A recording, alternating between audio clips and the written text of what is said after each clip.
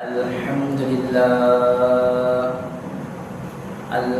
لله نحمده ونستعينه ونستغفره ونؤمن به ونتوكل عليه ونعوذ بالله من شرور أنفسنا ومن سيئات أعمالنا من يهده الله فلا مضل له ومن يضلله فلا هادي له ونشهد أن لا إله إلا الله وحده لا شريك له ونشهد أن سيدنا وسندنا وحبيبنا وطبيب قلوبنا ومولانا محمدا عبده ورسوله صلى الله تعالى عليه وعلى آله وأصحابه وبارك وسلم تسليما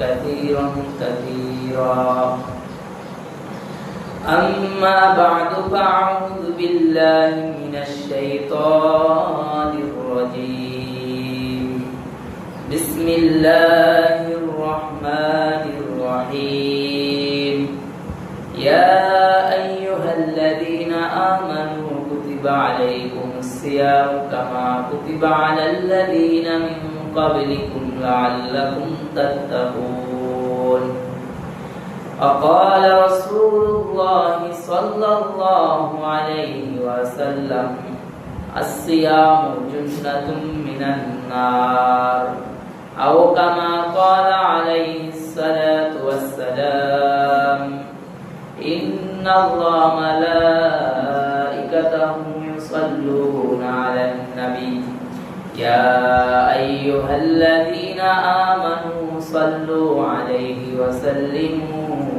تسليما اللهم صل على محمد وعلى آل محمد كما صليت على إبراهيم وعلى آل إبراهيم إنك حميد مجيد اللهم بارك على محمد وعلى آل محمد كما باركت على إبراهيم وعلى آل إبراهيم إنك حميد مجيد الحمد لله মহান আল্লাহ পাক রব্বুল আলামিনের দরবারে লাখো কোটি শুকরিয়া যে আল্লাহ পাক রব্বুল আলামিন পবিত্র রমজান মাসের চতুর্থ জুমায় আল্লাহর মসজিদে জুমার নামাজের উদ্দেশ্যে আসার এবং বসার তৌফিক দান করেছে সেই বিশ্ব মালিক বিশ্ব প্রতিপালকের দরবারে শুকরিয়া দান করি বলি আলহামদুলিল্লাহ আলহামদুলিল্লাহ সম্মানিত হাজিরিন আমাদের মাঝে রমজান আসছে বলতে বলতে আমরা রমজানের শেষ প্রান্তে এসে গেছি কিন্তু রমজান আসলে আমাদের যেটা আমলের দাব থাকে আকর্ষণ থাকে শেষ দিকে রমজানের শেষ দিকে আরো আমল বাড়ানো উচিত কিন্তু সেখানে আমরা ঈদের জন্য ব্যস্ত হয়ে যাই আসলে এতটুকু চিন্তা করি না যে ঈদ পর্যন্ত বাঁচবো কিনা হায়াত পাবো কিনা এটা আমরা ফিকির করি না চিন্তা করি না পৃথিবী তো আর থাকার জায়গা নয় পৃথিবীতে মানে যতই থাকার চেষ্টা করা হোক কেউই থাকতে পারবে না দুনিয়ার মায়া ঠিকই একদিন ত্যাগ করে চলে যেতে হবে কিন্তু এই চিন্তা ফিকির আমাদের ভিতর নাই যেমন মুজাদ্দিদুল মিল্লাত হাকিমুল উম্মাত আশরাফ আলী থানভী রাহমাতুল্লাহ আলাইহি ট্রেনে উঠতেছেন যখন ট্রেনে উঠবেন টিটি বলতেছে যে হযরত আপনি আসছেন তা টিকিট কাটছে বলে মালের ভাড়া তাই আপনার মালের ভাড়া লাগবে না বলে কেন আমি আপনার সঙ্গে যাব সমস্যা হবে না কোনো তো মালের ভাড়া চাবে না তো মুজাদ্দিদুল মিল্লাত হাকিমুল উম্মাত আশরাফ আলী থানভী বলে এই টিটি সাহেব আমি তো অনেক সামনে যাব আপনি কত দূর যাবেন বলে আমি অমুক স্টেশন পর্যন্ত যাব পাশে ওই থানভী রাহমাতুল্লাহ ওই জায়গায় নামবে কিন্তু বলতেছে আমি আরো সামনে যাব তো টিটি বলতেছে হযরত ওখান থেকে ট্রেনে যিনি টিটি উঠবে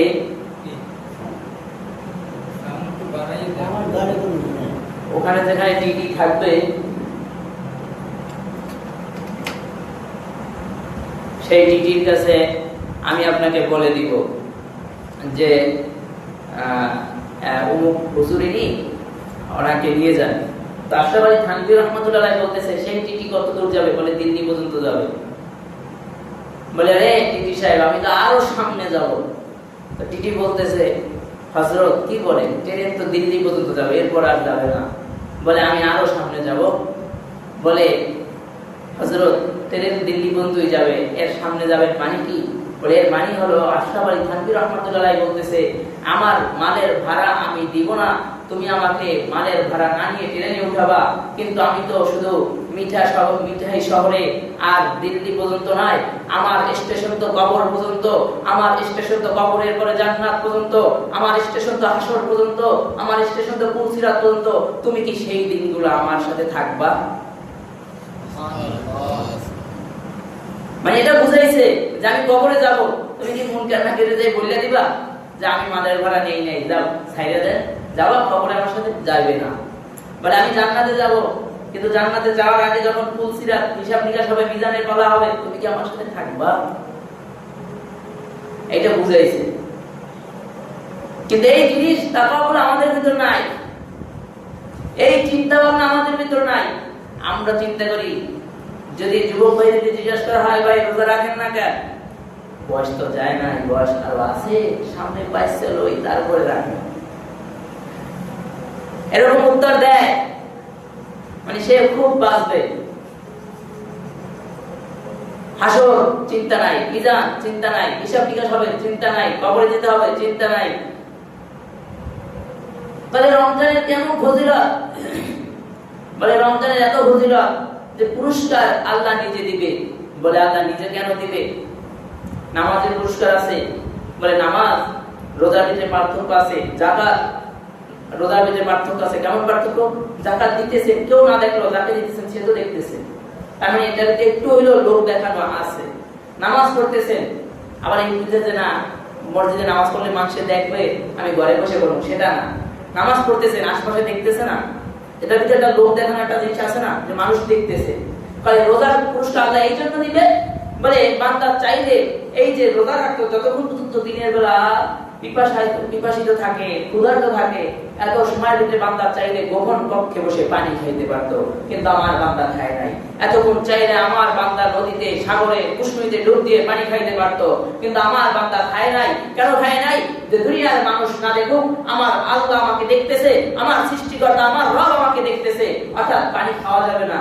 আর এই জন্য আমি রব রোজাদারের পুরস্কার নিজ হাতে দিব।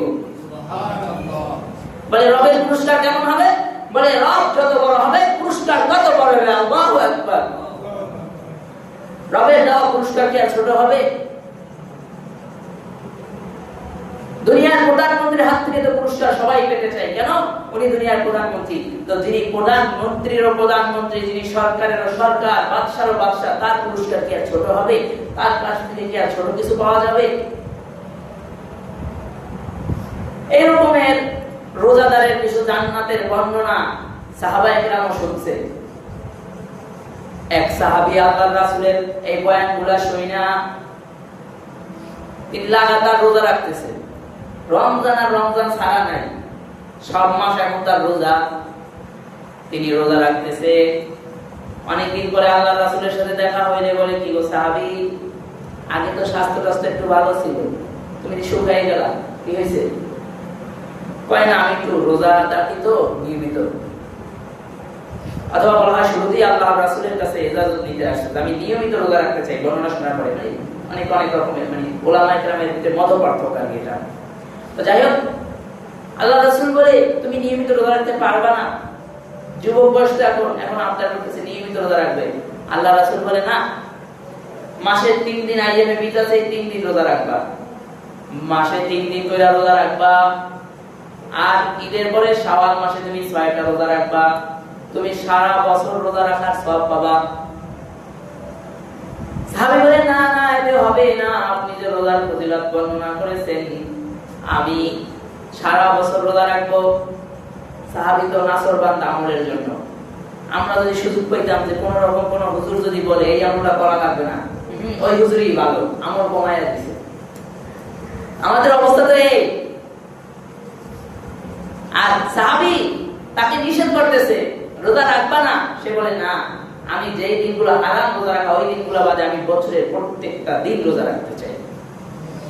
শেষ পর্যন্ত আল্লাহ রাসূল বলে ঠিক আছে যাও, অনুমতি দিলাম। অনুমতি তো আল্লাহ রাসূল দিয়েছেন, আল্লাহ রাসূলের সাথে ওয়াদাবদ্ধ হয়ে গেছে তিনি রোজা রাখবে হারাম দিনগুলো বাদে, যেমন ঈদের দিন রোজা রাখা যাবে না, এই সব দিনগুলো বাদে তিনি রোজা রাখবে। বৃদ্ধ বয়স হয়ে গেছে, 70-80 বছর বয়স হয়ে গেছে, বৃদ্ধ বয়সে রোজা রাখতে কষ্ট হয়। এখন বলতেছে ওই দিন আমাকে আল্লাহ রাসূল রোজা রাখতে নিষেধ করছিলেন, তখন শুনি নাই আল্লাহ রাসূলের কথা, আর এখন আল্লাহ রাসূল দুনিয়ায় নাই যে আমি তার কাছে গিয়া বলবো আমার আমল কমায়া দেন। অনেক অনেক সাহাবীরা বলে তুমি পুরা হয়ে গেছো, বৃদ্ধ হয়ে গেছো, রোজা রাখার প্রয়োজন নাই। সাহাবী জবাব দেয় বৃদ্ধ হই আর যাই হই, যত কঠিন রোগ হোক না কেন, আল্লাহর রাসূলের সাথে ওয়াদা করছি মৃত্যুর আগ পর্যন্ত আমি এভাবেই রোজা রেখে যাব। বলা হয় এই সাহাবী রোজা অবস্থায় মৃত্যুবরণ করছে, সুবহানাল্লাহ। এতটা গুরুত্ব ছিল, তারা রোজার ফজিলত বুঝছে। কিন্তু আমরা রমজান মাসে রোজা রাখি না, আমরা রমজান মাসে রোজা রাখি না, আমাদের অবস্থায়। আর এক সাহাবী দিনের বেলাতে স্ত্রীর সাথে সহবাস করা হারাম রমজানের সময়। কেউ কেউ উলামায়ে কেরাম বলে যে এটা আল্লাহ নিজেই করাইছে উম্মতকে মাসালা জানানোর জন্য। বলে হয় সাহাবী দিনের বেলা স্ত্রীর সাথে সহবাস করে ফেলেছে, নিজে সহবাস করে রোজা তো ভেঙে গেছে, সাথে সাথে দৌড়ে আল্লাহ রাসূলের কাছে গেছে যে সমাধান কি হবে। আর আমরা হলে চিন্তা করতাম পর্দাওয়ালা দোকানের ভিতরে ঢুকে তো খাইছি, এখন বাইরে বাইরে বিড়ি খেয়ে আর কি হয়। দোকানের ভিতরে বসে তো খাইছি, পর্দার ভিতরে বসে খাইছি, ঘরের ভিতরে খাইছি, তারপর খাইছি তো সমস্যা কি, বাইরে রোজাদারের সামনেও খায়, রোজাদারের হক নষ্ট করে।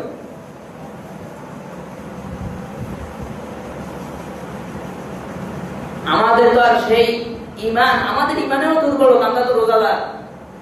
যদি আমরা সেরকম তাকওয়াবান আর ঈমানদার হতে পারতাম তাহলে কোন বেরোজগার এসে আমাদের সামনে পানাহার করতে পারতো না। তাহলে কলার ধরে জিজ্ঞাসা করতো কিরে রমজানের সময় দোকান খুললি কেন, চা বানাইলি কেন, কার জন্য বানাইছস, এটা জিজ্ঞাসা করতো। কিন্তু এখন আর সেই লোক নাই, সেই সাহাবী নাই, সেই বুজুর্গ নাই। সাহাবী দিনের বেলা সহবাস করে আল্লাহর রাসূলের কাছে চলে আসছে, ও আল্লাহর নবী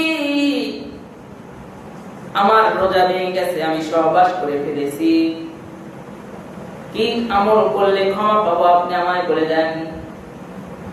আল্লাহর রাসূল বলে দাও একটা গোলাম আজাদ করে দাও, মুক্তি করে দাও। সাহাবী বলে আমি গরীব মানুষ, আমার আবার গোলাম আসবে কোথা থেকে। তাই গোলাম যেহেতু নাই, 2 নাম্বার অপশন, যাও কাফারা হিসেবে 60 দিন রোজা রাখবা। আল্লাহর রাসূল 30 দিন রোজা রাখতে পারিনি, আবার 60 দিন রোজা রাখবো, এটা কোন কথা কইলেন? 30 দিন রোজা রাখতে গিয়ে পেছাই হারাইছি, রোজা ভেঙে ফেলেছি, 60 দিন কেমনে রাখবো? এই প্রশ্ন করলে আল্লাহর রাসূল বলে যাও 2 মাস রোজা রাখতে হবে না, 3 নাম্বার অপশন 60 জন মিসকিনকে খানা খাওয়া। সাহাবী জবাব দেয় ও আল্লাহর নবী মিসকিনদের খানা খাওয়াবো, আমি নিজেই তো বড় মিসকিন, আমি তো গরীব, তা আমি আবার খানা খাওয়াবো কিভাবে? তা আল্লাহর রাসূল বলে যাও 3 নাম্বার অপশন বা 4 নাম্বার অপশন, এই দেখো আমার কাছে আটা আসছে, জব আসছে, খেজুর আসছে, এই বস্তা নিয়ে 60 জন মিসকিনের ভিতর বিতরণ করো, মিসকিনকে কাফারা নিয়ে খাওয়াই দাও। বস্তা মাথায় লইয়া কিছু দূর যাইয়া আবার ঘুরে আসছে চইলা আয়েশা বলে আল্লাহর নবী মদিনা শহরে আমার চেয়ে বড় কোনো মিসকিন নাই, আমি খাই। আল্লাহ রাসূল মুস্কি হাসি দিলেন, বলে আল্লাহ রাসূলের মুস্কি হাসি তার মানে কি? মুস্কি হাসি তার মানে হলো ঠিক আছে, যেহেতু তোর চেয়ে আর মিসকিন মদিনা শহরে নাই, যা তুই খাগা। কারণ মেয়েদেরকে জিজ্ঞাসা করে না অমুক ছেলের সাথে বিবাহ ঠিক হয়েছে, তুমি কি রাজি? অনেক সময় মেয়েরা লজ্জায় বলে না, বলে হাসি দেয়, বলে ওইটা যেমন অনুমতি, আল্লাহ রাসূলের হাসিটা ওরকম অনুমতি ছিল। কারণ যেহেতু তুই বড় মিসকিন, তুই খাগা, তোর জন্য হালাল, আর আমি আল্লাহরে বলবো না তোর রোজা কবুল করার জন্য। কিন্তু তখন সাহাবী ছিল, রাসূল ছিল, সাহাবীরা আল্লাহর রাসূলকে পাইছে, আপনি তো আল্লাহর রাসূল পান নাই, আপনি কি করবেন? রোজা ভাঙছেন, আপনার রোজা জোড়া লাগাবেন কিভাবে? রোজার ত্রুটি হয়েছে, এগুলো জোড়া লাগাবেন কি করে? বলা হয় এই যে আমরা মাসআলা জানি, রোজা ছুটি গেলে 60 জন মিসকিনকে খানা খাওয়ানো, এই মাসআলা তো আমরা জানি। যতই 60 জন মিসকিনকে খানা খাওয়ানো হোক, আর যতই 2 মাস না 10 মাসও যদি রোজা রাখে, মানে এই রমজানের ফরজ রোজার একটা রোজা ভাঙিয়া এরপরে যদি 11 মাসও রোজা রাখে, বলা হয় এই রমজানের একটা রোজার যে দাম, ওই 11 মাস রোজা রাখলেও সেই দাম হবে না, সেই বেনিফিট পাবে না। অর্থাৎ এখনই রোজার দাম, রোজার মূল্য। কিন্তু আমরা রোজার মাসেও গুনাহে লিপ্ত হই, অথচ রোজার মাস আসছে গুনাহ মুক্ত হওয়ার জন্য। রোজার মাস আমাদেরকে আসছে তাকওয়াবান বানানোর জন্য, মুত্তাকি বানানোর জন্য রোজা আসছে, রমজান আসছে। আর এই রমজানে যদি কেউ গুনাহ মাফ করাইতে না পারে, বলা হয় আল্লাহ রাসূল সাল্লাল্লাহু আলাইহি ওয়াসাল্লাম মসজিদের মিম্বরে পা রাখলেন আর বললেন আমিন, আবার দ্বিতীয় সিঁড়িতে পা রাখলেন, বললেন আমিন, তৃতীয় সিঁড়িতে পা রাখলেন, বললেন আমিন। সাহাবা کرام জিজ্ঞাসা করলেন, ইয়া রাসূলুল্লাহ, ইয়া হাবিবাল্লাহ, তিনটা সিঁড়িতে পা রাখলেন আর বললেন আমিন, কোন সময় বলতে দেখি নাই, কেন বললেন? আল্লাহর রাসূল বলে, আমার কাছে জিবরাইল আলাইহিস সালাম আসছে। জিবরাইল আলাইহিস সালাম এসে বলল, ইয়া রাসূলুল্লাহ, ইয়া হাবিবাল্লাহ, আল্লাহর নবী, আপনার নাম শুনলো কিন্তু দুরূদ পড়ে না, তার ধ্বংস হোক। আল্লাহ রাসূলের নাম শুনছে কোন মজলিসে, আর কেউ বলে নাই, মানে সাল্লাল্লাহু আলাইহি সাল্লাম বলে নাই, তো জিবরাইল আলাইহিস সালাম বলেছে তার ধ্বংস হোক। জিবরাইল আলাইহিস সালাম কে? ফেরেশতাদের সর্দার, ইনি বলছে ধ্বংস হোক। আর স্বয়ং আখিরি নবী মুহাম্মদুর রাসূলুল্লাহ সাল্লাল্লাহু আলাইহি সাল্লাম বলছে আমিন। এরপরে দোয়া কবুল হওয়ার জন্য আর কিছু লাগে না, জিবরাইল আলাইহিস সালামের দোয়া করে আর কিছু লাগে না, সেখানে আবার আল্লাহর পরে যিনি সবচেয়ে সম্মানিত, তিনি আমিন বলছে। বলে দ্বিতীয় সিঁড়িতে পা রাখছি, জিবরাইল আলাইহিস সালাম বলল, বৃদ্ধ পিতামাতা পেয়েছে, কিন্তু বৃদ্ধ পিতামাতার খেদমত করে নাই, তার ধ্বংস হোক। আল্লাহর রাসূল বলছে আমিন। বলে তৃতীয় সিঁড়িতে পা রাখলাম, জিবরাইল আলাইহিস সালাম বলল, রমজান পাইলো কোন বান্দা, কিন্তু রমজানে গুনাহ মাফ করাইতে পারে নাই, তারও ধ্বংস হোক। আর আল্লাহর রাসূল বলছে আমিন। অর্থাৎ বোঝা যায় রমজান পেয়েছি, যদি এই রমজানে গুনাহ মাফ না করতে পারি, তাহলে আমাদের নাম গুনাহগারদের খাতায় থাকলে, ধ্বংসের খাতায় থাকলে, ওই যে জিবরাইলের দোয়া আর আল্লাহর রাসূলের আমিন বলা, এটা আমাদের জন্য কার্যকর হতে বেশি সময় নেবে না, অবশ্যই কবুল হবে, কারণ তারা কবুলিয়াত মানুষ। আমাদের ইবাদতে মনোযোগ নাই। আবার কেউ কেউ আছে রমজানে ইবাদত করছে, রমজান শেষ তো ইবাদতও শেষ, মানে রমজানের সাথে এর ইবাদত শেষ, বিদায় দিয়ে দেয়। বলা হয় না, রমজানে যে ইবাদত করছে, আবার ঈদের পরে ইবাদত চালু থাকবে, 11 মাস ইবাদত চালু থাকবে মুমিনের। রমজান শেষ আর ইবাদত শেষ, তাহলে আপনি কি রমজান কাটাইছেন? সব সময় ইবাদতে থাকতে হবে। দিল্লির আমাদের তো অনেক বুজুর্গ আছে, আমাদের গুনাহ দেখতে পায়, ওই জামানা নাই। আল্লাহ রাসূলের আগে যে জামানা ছিল, এমনও জামানা ছিল চুরি করছে তো লেখা উঠে যাইতো, চুরি, এটা চোর, এ আজকে চুরি করছে, চিহ্ন কইরা যাইতো। কিন্তু আমাদের তো কপালে লেখা ওঠে না, দরজায় লেখা ওঠে না, তাহলে তো আমরা শরমে বের হইতেই পারতাম না। কিন্তু দিল্লির এক বুজুর্গ ছিল, হযরত ফজরের নামাজের পরে ইবাদত করতেন। তো মসজিদের সামনেই একটা নাস্তার দোকান ছিল, উনি তো নাস্তা কইরা মানে মসজিদ থেকে ইবাদত করে বের হয়ে ওখানে নাস্তা করতেন। আর সাধারণত দেখবেন যারা আম মানুষ থাকে, পাবলিক থাকে, এরা হুজুর দেখলে বলে হুজুর দোয়া করে। আপনারা বলেন না? ওরকম বলে হুজুর দোয়া করে। তো এই বুজুর্গ ওনার দোকানে নাস্তা করতেন, আপনি দৈনিক বলতেন হযরত আমার জন্য দোয়া করে। আর বুজুর্গ প্রতিদিন দোয়া করতে, আল্লাহ তুঝে ইনসান বানা দে, আল্লাহ তোরে মানুষ বানায় দেন। যুগ যুগ চলে যাইতেছে, একই দোয়া করতেছে। উনিও দোয়া চাইতেছে, হুজুর আমার জন্য দোয়া করেন, আর এও একই দোয়া করতেছে, আল্লাহ তুঝে ইনসান বানায় দেন, আল্লাহ তোরে মানুষ বানায় দেন। তো একদিন মানে অতিষ্ঠ হয়ে, একই জিনিস তো নিয়মিত ভালো লাগে না, যতই বিরিয়ানি মজাদার হোক, বিরিয়ানি তো প্রত্যেকদিন ভালো লাগে না। গরুর বস্তু যতই ভালো খাবার হোক, প্রত্যেকদিন তো ভালো লাগে না। একই দোয়া নিয়মিত যুগকে যুগ শুনতে শুনতে বুঝুন দোকানদার জিজ্ঞাসা করে, হুজুর আমি কি মানুষ না? আমি কি হাইওয়ান? আমি কি জানোয়ার? আমি কি গরু? আমি কি ছাগল? প্রত্যেকদিন একই দোয়া করে। তো বুজুর্গ মুখে জবাব দেয় নাই যে বেটা আমি যেটা দেখি সেটা তুই দেখোস না, মুখে জবাব দেয় নাই। বুজুর্গ তার মাথার পাগড়ি কইরা, এগুলো বুজুর্গদের আলাদা, এটাকে কারামত বলা হয়, কাশ বলা হয়, এগুলো আলাদা থাকে। পাগড়ি কইরা সাথে সাথে দোকানদারের মাথায় দিছে।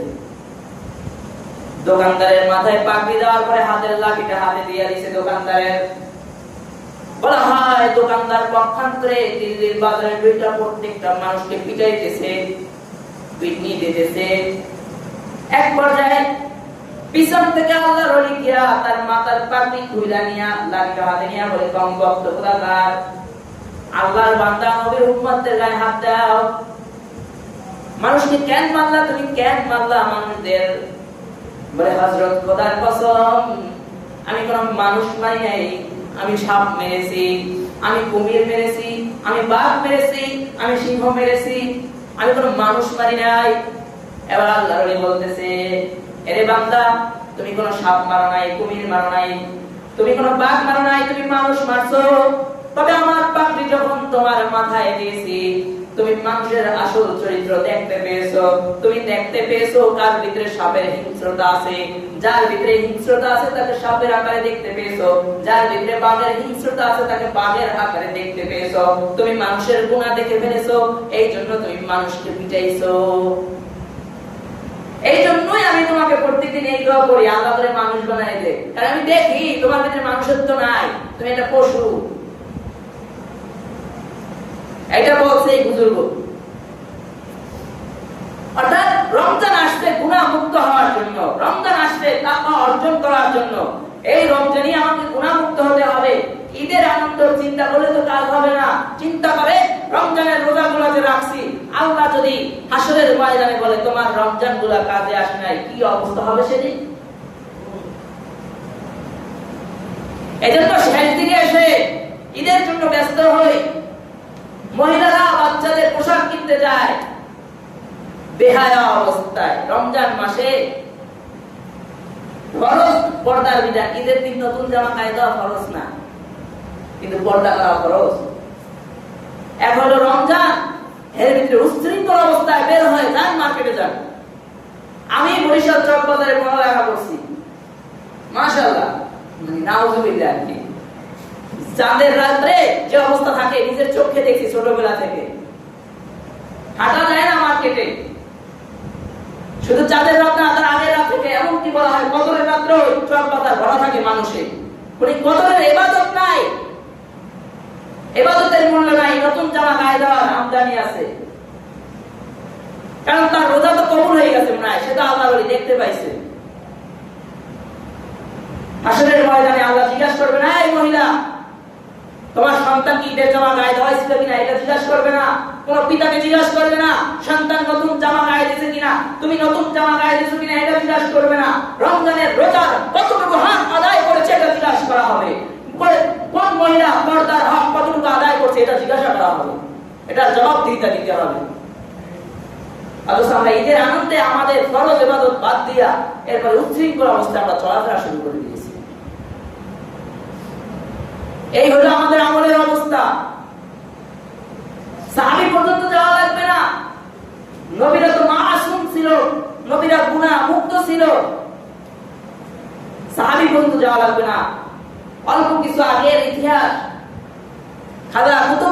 বখতিয়ার কাজী রাহমাতুল্লাহ আলাইহি সন্তানদের ডেকে বলে, খলিফাদের ডেকে বলে, আমি যখন মারা যাব আমার জানাজা তাকে দিয়া দিবা না,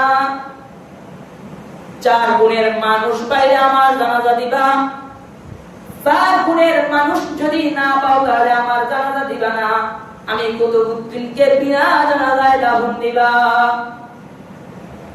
বলে 4 গুণ কি কি? বলে যার জিন্দেগিতে তাহাজ্জুদ ছুটে নাই,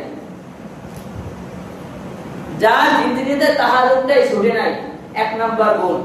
সুবহানাল্লাহ বাড়িতে গিয়ে বলতেন তাহাজ্জুদ ছুটে নাই, এটা কত বড় কথা না। আপনার আমার কয়দিন আছে তাহাজ্জুদ, আপনার আমার তাহাজ্জুদে কয়দিন চোখের পানি পড়েছে, অথচ জিন্দেগিতে তাহাজ্জুদ পড়ে ছুটে নাই, এই শর্ত দিতেছে তার জানাজার ইমামতের জন্য। বলে 2 নাম্বার গুণ কি? বলে 2 নাম্বার গুণ এটা যার জীবনে নামাজের তাকবীরে উলা ছুটে নাই, নামাজ তো ছুটেই নাই, বরঞ্চ তাকবীরে উলা, ইমামের সাথে তাকবীরে উলা ছুটে নাই, তাকবীরে উলা যার ছুটে নাই। আমরা তো নামাজের সময় পাই না, আমাদের তো অহরহ তাকবীরে উলা ছুটে যাইতেছে, গুরুত্ব নাই আমাদের নামাজের। আর সে তার নামাজের না, বরঞ্চ তার জানাজা যিনি পড়াবে এর শর্ত দিতেছে যার জীবনে তাকবীরে উলা ছুটে নাই। বলে 3 নাম্বার শর্ত, যার চোখ আছে কিন্তু চোখ দিয়া গুনাহ করে নাই। বলে চোখ দিয়া পরনারীর সামনে পড়ছে কিন্তু গুনাহের নজরে তাকায় নাই, কারণ হাঁটলে মহিলা সামনে আসবে, কিন্তু এই মাসালা দেয় নাই যে 1 পলক দেখা যাবে, তার মানে চোখের পলক ফালানো যাবে না, চোখের পলক পড়লেই তো শেষ। এখন বর্তমানে যুবকরা এটা বলে যে চোখের পলক পড়লেই কি 1 পলক শেষ, এরপরে দেখতে পারবা না। এটা তো বলে হাসি তামসা কইরা বলে, কিন্তু না, বলে মহিলা দেখেছে কিন্তু গুনাহের গুনাহ করে নাই, ওটাকে বলা হয় চোখের গুনাহ থেকে হেফাজত। বলে 3 নাম্বার শর্ত, যার জিন্দেগিতে চোখের গুনাহ নাই, পরনারী দেখেছে কিন্তু চোখের গুনাহ করে নাই। বলে 4 নাম্বার শর্ত, যার আসরের আগে 4 রাকাত সুন্নাত কাজা হয় নাই।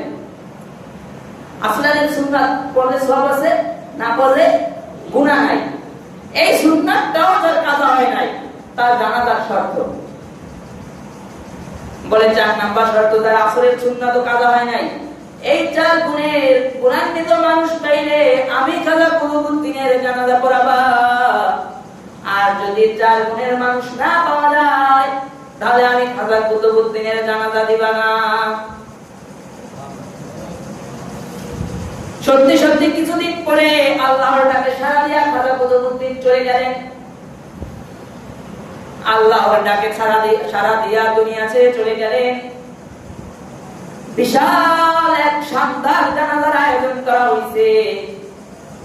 খাজা কুতুবউদ্দিনের জানাজা চোখ দিয়া দেখি নাই, কিন্তু চরমনায় ইসাক রহমাতুল্লাহ আলাইহির জানাজা দেখি দৃশ্য শুনেছি, তাও দেখি নাই। ফজলুল করিম রহমাতুল্লাহ আলাইহির জানাজার দৃশ্য দেখেছি, খাজা কুতুবউদ্দিনের জানাজার দৃশ্য দেখি নাই। শাইখুল হাদিস আল্লামা আজিজুল হক রহমাতুল্লাহ আলাইহির জানাজার দৃশ্য দেখেছি, কুতুবউদ্দিন রহমাতুল্লাহ আলাইহির জানাজার দৃশ্য দেখি নাই। বাংলাদেশী মুফতি আমির ফজলুল হক আমির রহমাতুল্লাহ আলাইহির জানাজার দৃশ্য দেখেছি। বলা হয় করোনার ভিতরে কঠিন লকডাউন চলতেছে, জুবাইর আহমদ আনসারী রহমাতুল্লাহ আলাইহির জানাজার দৃশ্যটা আপনারা দেখছেন। বলা হয় দেখলাম লোক নাই, হঠাৎ করে কোথা থেকে এত লোক আসলো বলতেও পারি না। কড়া লকডাউন 5ই আগস্ট 24 সালের আগে, 24 সালের 5ই আগস্টের আগে অল্প কিছুদিন আগে স্যার সিনার মহিবুল্লাহ রহমাতুল্লাহ আলাইহি মারা গেছে। বলা হয় লকডাউন করোনা আগস্ট 5ই আগস্টের আগে লকডাউন ছিল, অথচ জানাজার ভিড় কমে নাই।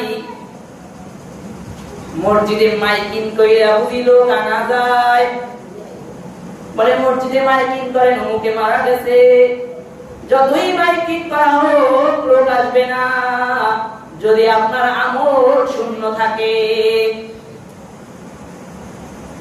আল্লামা আহমদ শফির জানাজার দৃশ্য দেখেছি, কায়েদে মিল্লাত এনায়েত বাবু রহমানী রহমাতুল্লাহ আলাইহি জানাজার দৃশ্য চোখে দেখেছি, দেওয়ার হোসেন সাইদি রহমাতুল্লাহ আলাইহি জানাজার দৃশ্য চোখে দেখেছি। বলা হয় সব জানাজা না, কিছু জানাজা এমন আছে যাদের জানাজায় ফেরেশতারা আসে। আল্লাহ রাসূল কোন এক সাহাবীর জানাজায় বসা পা দিয়ে হাঁটে না, পায়ে যে দুইটা পুরা আঙ্গুল, ওই দুই পুরা আঙ্গুলের উপর ভর দিয়ে হাঁটতেছে। সাহাবাগণ জিজ্ঞাসা করে, আল্লাহর রাসূল আপনি দুই আঙ্গুলে ভর দিয়ে হাঁটেন কেন? বলে দেখো না কত ফেরেশতা আসছে, পা মেলার জায়গা পাই না, পা রাখার জায়গা পাই না, ফেরেশতারা জানাজায় আসছে। সুবহানাল্লাহ জোরে বলে। মসজিদে মাইকিং করলেই লোক হবে না, আমল থাকতে হয়। জানাজায় লোক বানানোর জন্য নিজের আমল করতে হয়। মাইকিং ছাড়া লোক হবে। যেভাবে হয়েছিল জুবায়ের আহমদ আনসারী রাহমাতুল্লাহ আলাইহি জানাজায় করোনার দিনে, এটা তো সচক্ষে আপনারাও দেখছেন। এই জানাজার দৃশ্য দেখে মনে করেন খাজা কুতুবউদ্দিনের জানাজা কেমন হইতে পারে। শানদার এক জানাজার আয়োজন হয়েছে। লাশ সামনে নিয়ে সন্তানরা বলতেছে, এই জানাজায় আগমন করা মুসল্লিরা শুনেন পিতার নসিহত। এইখানে যদি অমন লোক থাকে যার ভিতরে 4টা গুণ আছে, যে তাহাজ্জুদ কাজা হয় নাই, তাকবীরে উলা ছুটে নাই, চোখের গুনাহ করে নাই, আসরের সুন্নাতটা জিন্দেগিতে কাজা হয় নাই, এমন 4 গুণের মানুষ থাকলে আজকে ইমামতির জিম্মাদারি তার। আর যদি এমন মানুষ না থাকে তাহলে খাজা কুতুবউদ্দিনের জানাজা হবে না, কুতুবউদ্দিনকে বিনা জানাজায় দাফন করা হবে। এই কথা ঘোষণা হলে সবাই যেন সবাই অতীত মোতালা শুরু করে দিছে, যে হায় রে এমন আছে কিনা গণনা শুরু করে দিছে। কিছু সময় নীরব হওয়ার পরে সন্তানরা পোলাপানা দেখতেছে কেউ সামনে জানাজা পড়ানোর জন্য আসে না। তো সন্তানরা বলে কেউ বুঝি নাই, তাহলে যাই খাজার নসিহত অনুযায়ী তাকে বিনা জানাজায় দাফন দেওয়া হবে। এই দিক দিয়া বিশাল শানদার জানাজার ভিতর থেকে একজন থেকে বলতেছে, দাঁড়াও, খাজা কুতুবউদ্দিনের বিনা জানাজায় দাফন হবে না, খাজা কুতুবউদ্দিনের জানাজার ইমামত আমি করব। সুবহানাল্লাহ। বলে কে করবে? বলে সুলতান আল তামাস, বাদশা, দিল্লির বাদশা। আমরা তো সামান্য একটা এলাকার দায়িত্ব পাইলে, চেয়ারম্যান পাইলে নামাজ পড়তে পারি না, সময় পাই না।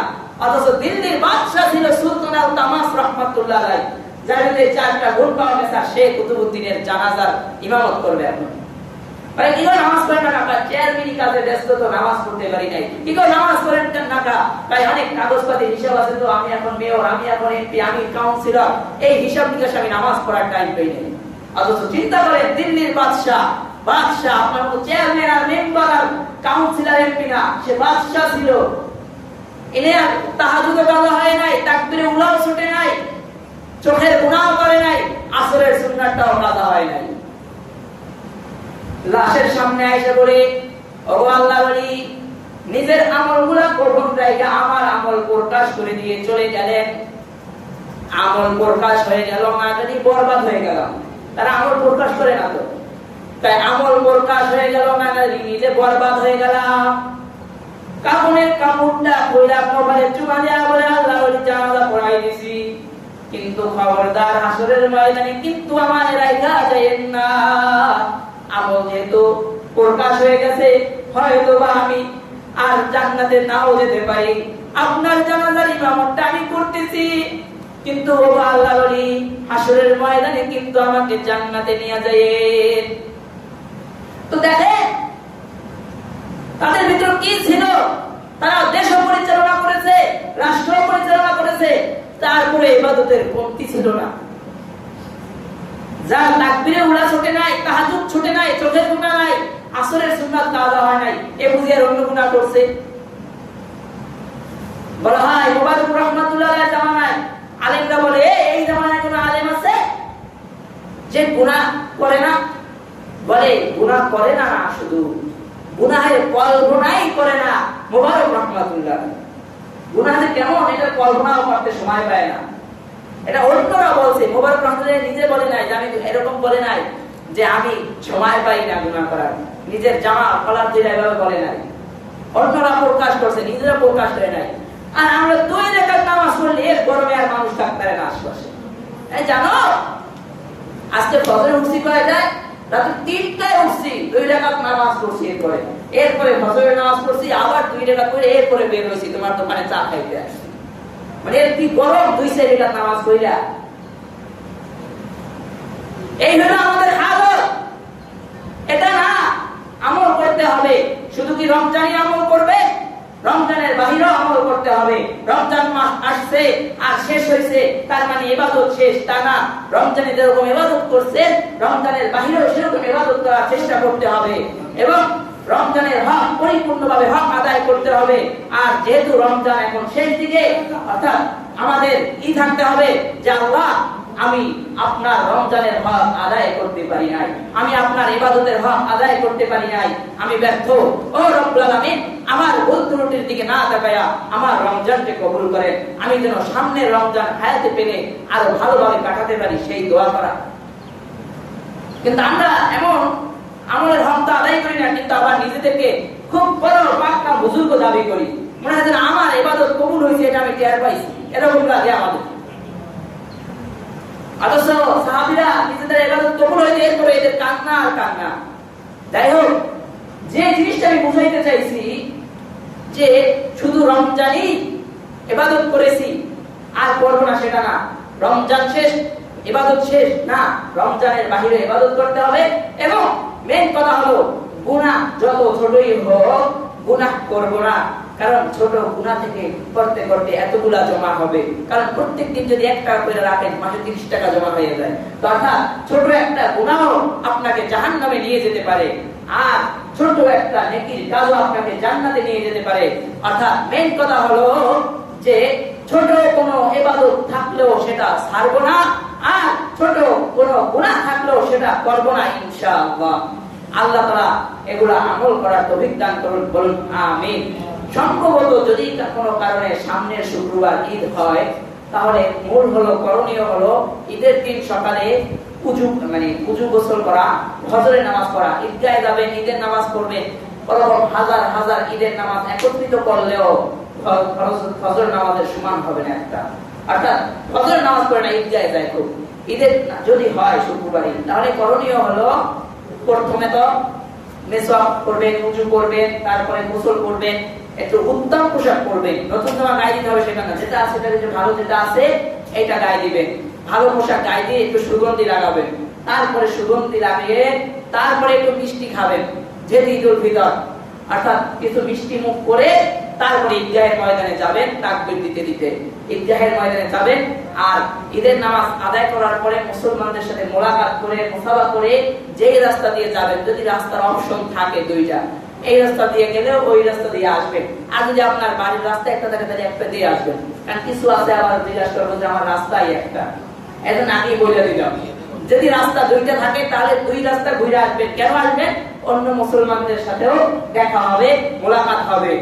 আর এই হলো মানে আপনার ঈদের দিনের ঈদের নামাজ করার জন্য যেগুলা করণীয় আমল সমূহ, সুন্নাত সমূহ, মেসওয়াক করবেন, উযু করবেন, গোসল করবেন, সুগন্ধি লাগাবেন, উত্তম পোশাক পরবেন।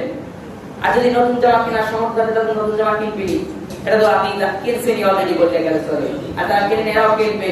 তো এরপরে উত্তম পোশাক পরিধান করে ঈদগাহে যাওয়ার আগে মিষ্টি মুখ করবেন। এই কথাটা বললেন না আবার, মানে আমরা ঈদগাহে যাই ঈদুল ফিতরের দিন, কিন্তু মিষ্টি মুখ না করে যাই, এটা একটা সুন্নাত। ঈদুল মানে রমজানের পরে যে ঈদ, এই ঈদের দিন কিছু মিষ্টি মুখ করে তারপরে ঈদগাহের ময়দানে যাওয়া সুন্নাত।